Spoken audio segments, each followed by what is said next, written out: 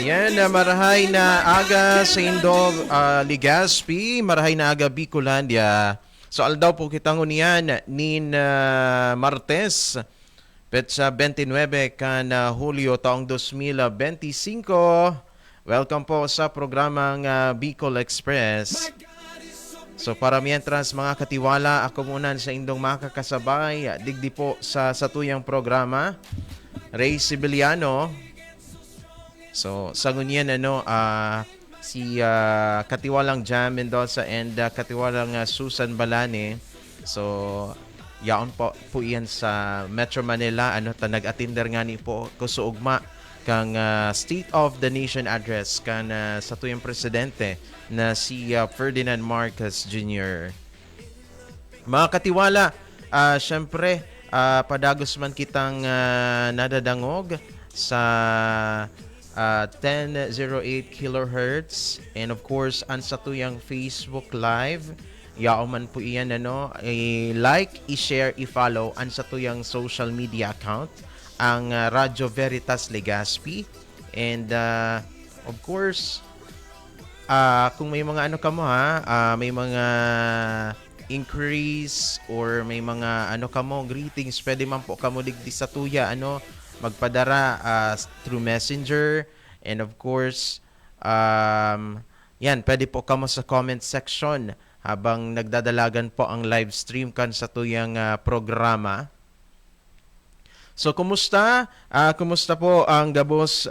Sana nasa maray na kamugtakan and of course sa mga ta dyan, sa mga maralaog sa trabaho, ingat-ingat po kamo mga katiwala. And of course, so may mga klase dyan, ingat man po sa pag-commute. So, pero bago iyan, syempre mas magayon na nakapag-breakfast mo na kita, para po, energize kita ngunya na pagkaaldaw. So, importante iyan mga katiwala. And of course, sa mga drivers din public utility vehicles, ingat-ingat po kamo mga katiwala. Dahil talaga maiwasan ang aksidente kasuugma dyan sa may Bakakay. So na na bagsakanin na kahoy. So igwang sarunggadan, and may mga nalugadan man So ingat-ingat kita ang talaga ang aksidente talaga ita talaga maiiwasan. And so iba pag oras na So anyway, kumusta mga katiwala? Ta kasuugma nadangog ta na so State of the Nation address kan sa tuyang presidente. Ano ba kamo? Satisfied ba kamo sa naging speech kan sa tuyang presidente? May mga tighanap ba kamo na dainindo nadangog? So ang comment nindo manungod sa Sona. So pwede ka mong mag-interact sa kuya sa comment section, pwede po ka mag-send kan sa indong opinion para po mas magayon an sa tuyang orolay digdi po sa tuyang programa.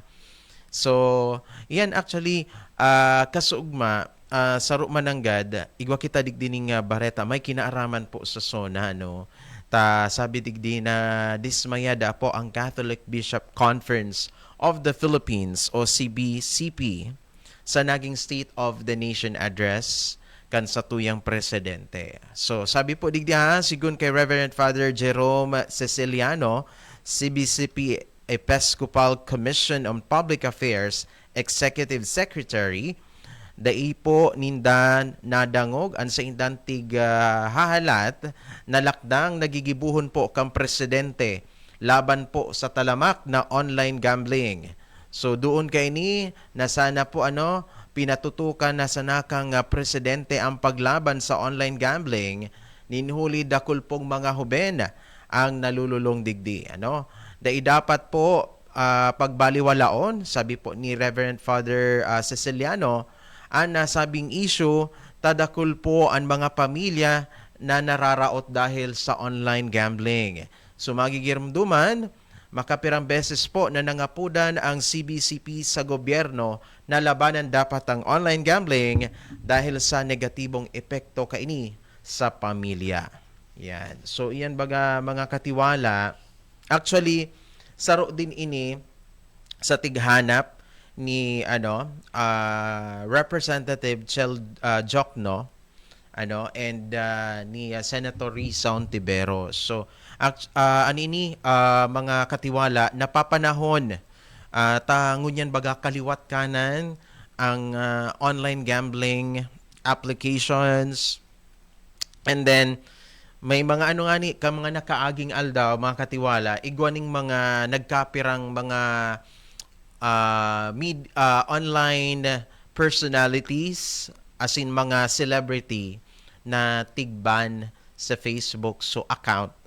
Ta ini po so mga nagpo-promote nin mga online gambling. So igwa akong ni mga katiwala midbid na ta ini talaga mga katiwala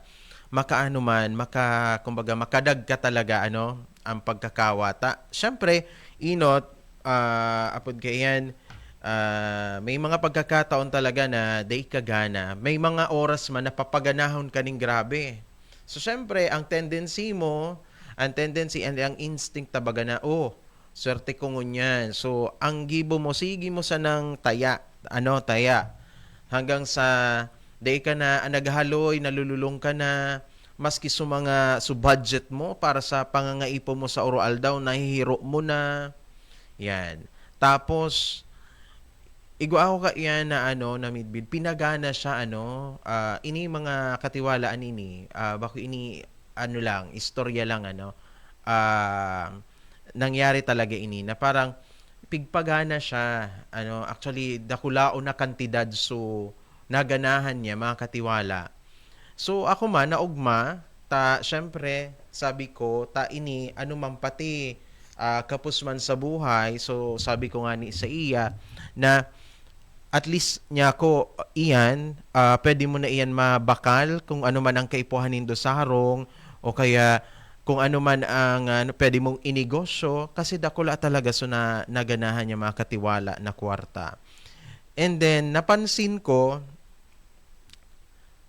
dawa nga ni arog ka ito na may naganahan siya, sige ang panubli, sige ang pangutang mga katiwala, sige sa nasuutang niya, mapagalon baga iyan, araman nindo yan mga katiwala, mapagalon ang may igwang utang syempre maisip ka, imbis baga ining so kwarta ngayon na tigkita mo, kumbaga mapaduma na sa indo, sa pangangaepon nindo, sumabayad ka.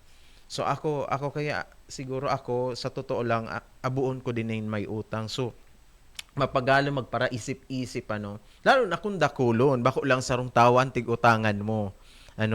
So ko siya na discover ko iyan sige niya ang pangutang. Tapos ko siya, tigtawan ko siya ng advice na iwasan iyan, na sige ang panubli pag abot kang oras dai man nababayadan. So makairak man po baga mga katiwala, nagutang ka, nagsubli ka ning kwarta, tapos madalion mong nakuha sa kwarta, tapos pag abot kang oras nasisingilon, pahirapan paano kung kaipuhan man ka itong inutangan mo sa kwarta. So makairak man. May iba pa diyan, di ba, na the usual, so iyo pa ang dagit na tigsisingil, tabako convenient sa time ninda, that time na tigsingil sinda, day makitang maginibota kung kaipuhan naman talaga ngani kang inutangan ta. So iyan, ang nangyari, stuck din siya sa situation, dai talaga ngaya, kapos ngaya talaga, kaya ngaya po, sige na, nangungutang siya.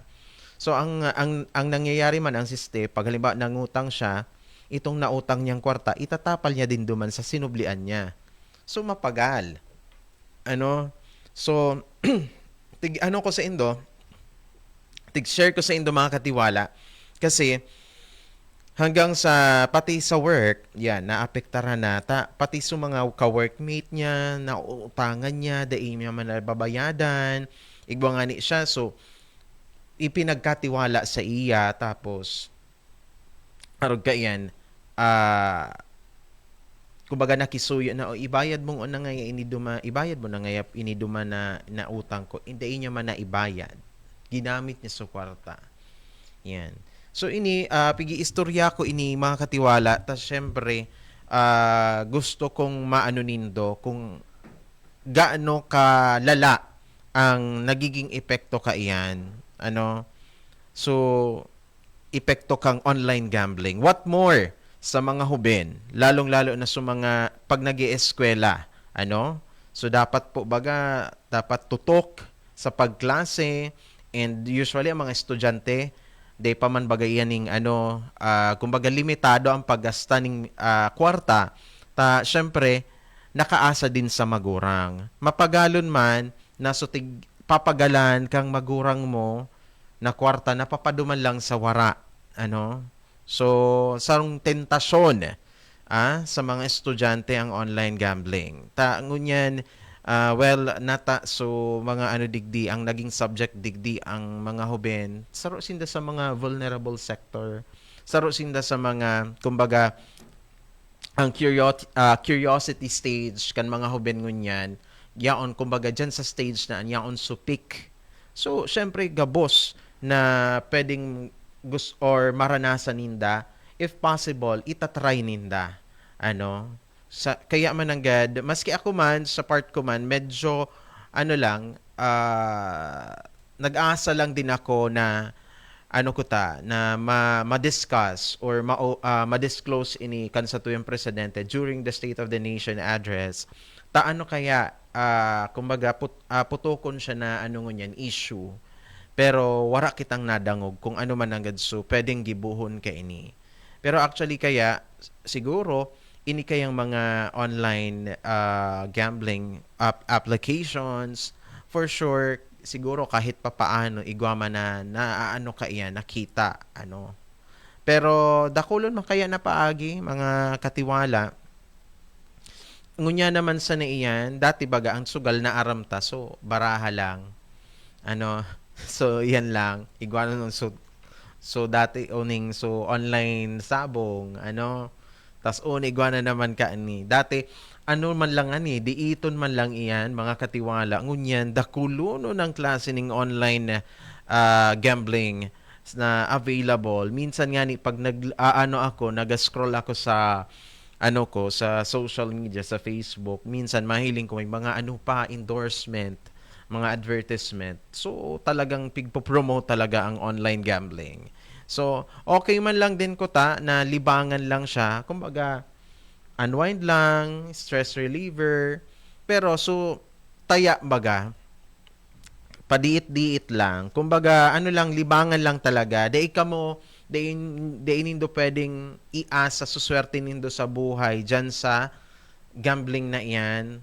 Taso iba kaya baga gariyo na sana ang nahihiling na ay digdi pwede ako magkaigwaning dakul na kwarta instant, ano. So very ano lang yan, very slim lang ang chance na makako or manggana ka dyan. And kung manggana ka man dyan, siguro pihira lang, and baboy yun naman ng sigurado sobrang naman, so diretso naman, so taya mo pag abot kang oras, so tinaya mo naman, nabawi din.